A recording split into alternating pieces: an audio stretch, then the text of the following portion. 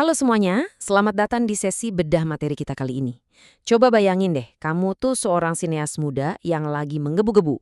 Naskah udah di tangan, ceritanya brilian, kru juga udah pada siap. Tinggal teriak action, kan? Nah, tunggu dulu. Kenyataannya nggak seindah itu, teman-teman. Sebelum kamera beneran merekam, ada satu labirin raksasa yang harus banget kamu lewatin, yaitu birokrasi dan hukum perfilman Indonesia. Seribet apa sih? Hari ini kita bakal bongkar tumpukan dokumen itu bareng-bareng dan lihat apa yang sebenarnya terjadi di balik layar. Gini, sering banget kita mikir, punya kamera bagus sama ide keren aja udah cukup kok buat bikin film. Wah, sayang banget, realitanya nggak gitu.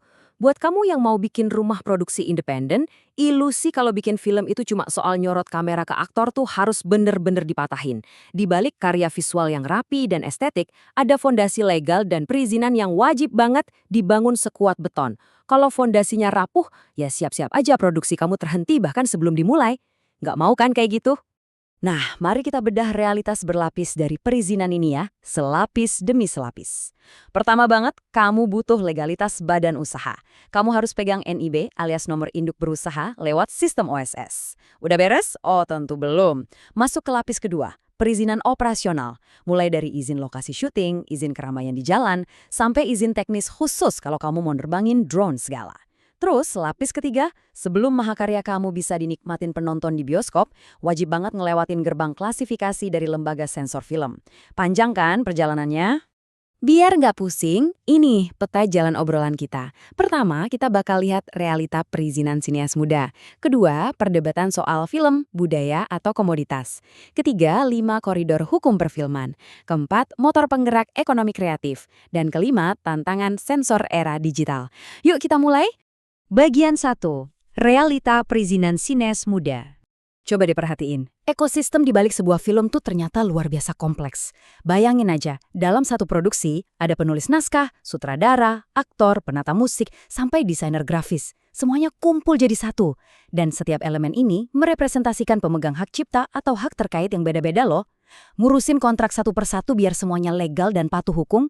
Jujur aja, itu tugas yang mengintimidasi banget, apalagi buat kru muda yang mungkin baru pertama kali nyemplung ke industri ini. Belum lagi kalau kita ngomongin titik-titik friksi birokrasi di lapangan. Sering kejadian nih, kamu udah pegang NIB dari pusat, tapi pas mau syuting di daerah, tetap dibikin sibuk sama urusan perizinan lokasi yang tumpang tindih. Atau mau ngajak kolaborasi aktor dan kru dari luar negeri. Bersiaplah buat ngadepin proses visa yang lama, belum lagi adanya aturan jaminan keimigrasian yang nilainya nyentuh 200 juta rupiah. Celah antara teori kemudahan sistem OSS sama realita nyata di lapangan ini nih yang sering bikin para pembuat film kehabisan energi duluan. Bagian 2. Film, budaya, atau komoditas. Kenapa sih aturannya seketat itu? Kalau kita merujuk ke Undang-Undang Nomor 33 Tahun 2009, film itu ternyata punya identitas ganda. Di satu sisi, film itu karya seni budaya dan media komunikasi, sebuah ruang tak terbatas buat berekspresi, berdemokrasi, dan melestarikan nilai luhur. Tapi di sisi lain, undang-undang juga secara eksplisit menegaskan fungsi ekonomi dan industri dari film. Ini realita yang nggak bisa kita hindari. Film itu medium seni, iya, tapi sekaligus juga produk komersial padat modal yang regulasinya luar biasa ketat. Dan tahu nggak dampak dari ketegangan filosofis tadi? Di dunia nyata, ini bikin tata kelola birokrasinya jadi terbelah dan ngebikin bingung. Kalau kamu berurusan sama proses kreatif, pendidikan, dan nilai budaya di ranah hulu, kamu bakal berhadapan sama Kemendikbudristek. Tapi begitu film kamu masuk ke ranah hilir, kayak urusan distribusi, lisensi, dan nilai komersialnya, itu udah masuk wilayah Kemenparekraf. Bayangin jadi sineasnya, harus melapor ke kementerian yang beda tergantung dari sudut pandang mana proyek mereka dilihat. Jelas ini tantangan tersendiri. Masuk ke bagian 3, 5 koridor hukum perfilman. Jadi, poin krusialnya ada di sini.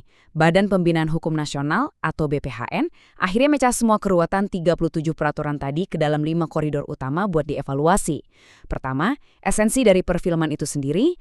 Kedua, koridor ekonomi. Ketiga, pendidikan dan kebudayaan. Keempat, pelindungan hukum buat pekerja kreatif dan konsumennya. Dan kelima, pemanfaatan teknologi yang emang perkembangannya cepat banget. Dengan dipecah jadi 5 koridor begini, struktur hukum yang tadinya kerasa berat banget jadi jauh lebih gampang untuk kita cerna. Sebenarnya, apa sih tujuan utama dari evaluasi hukum ini?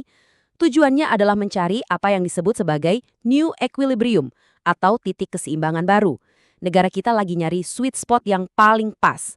sebuah regulasi di mana para sineas bisa berekspresi sebebas mungkin buat memacu pertumbuhan ekonomi kreatif, tapi di saat yang bersamaan, negara tetap merasa aman karena nilai-nilai budaya dan norma masyarakat kita terlindungi. Lanjut ke bagian 4.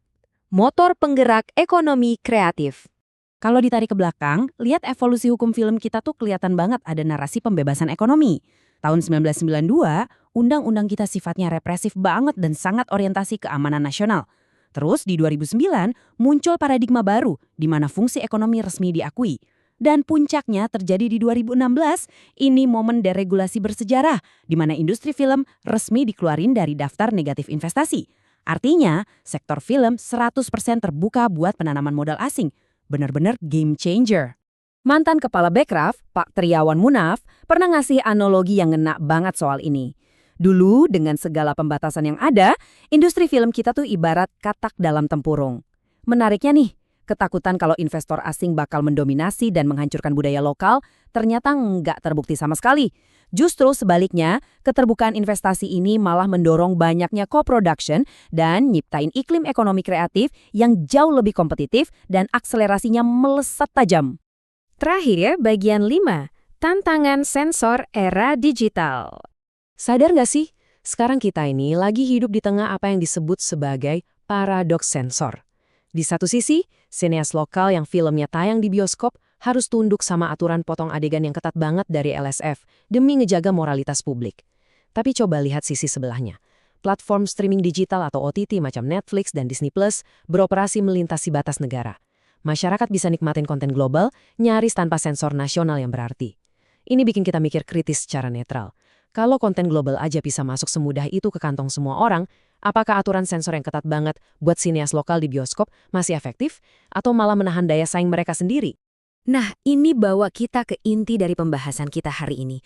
Apakah regulasi selama ini benar-benar melindungi atau justru membatasi kreativitas?